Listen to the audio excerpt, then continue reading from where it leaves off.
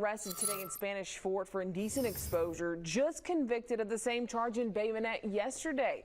Police believe that's just the tip of the iceberg, saying there could be dozens more victims out there. Well, according to police, Marcus McKillian targeted women in stores, exposing himself, and then doing even more than that. Investigators telling our Hal Sherrick if there are more victims, they need to come forward to keep this guy behind bars.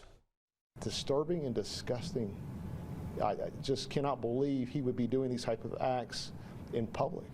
That's how Spanish Fort Police Chief John Barber described the video investigators say they found on Marcus McKillian's cell phone. McKillian didn't say anything as he was led from the police station to a waiting patrol car this morning. The arrest stems from what police believe to be the first incident of this disturbing behavior back in January inside a Spanish Fort store. Police identified McKillian as the suspect at the time, but the alleged victim wouldn't press charges. It wasn't until after he was accused and arrested in Bay Minette for the same behavior last month that investigators say McKillian's cell phone revealed the true depth of the situation.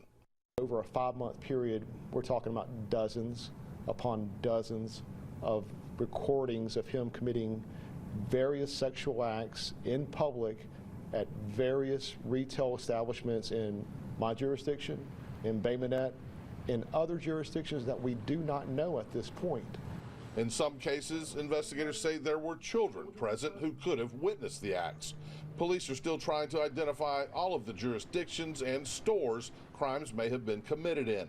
They also believe in some of the cases, more severe charges are warranted.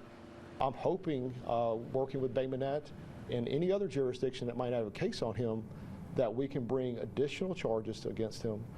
Some of these charges might be more significant than just indecent exposure. It could be sexual assault type cases. If McKillian is convicted on this second indecent exposure charge, state statute would require any subsequent cases of this nature against McKillian to be charged as felonies. We can only stop it by prosecuting him to the fullest extent of the law, and certainly all cases in Spanish Fort, we're going to take it to the Hill. And I'm pretty sure every other jurisdiction, once they find out what exactly he was doing in these videos, would want him prosecuted completely.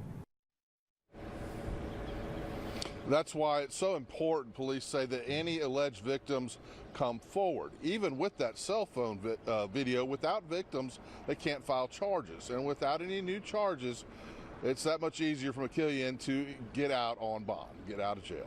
Live in Spanish Fort, Hal Sherrick, Fox 10 News.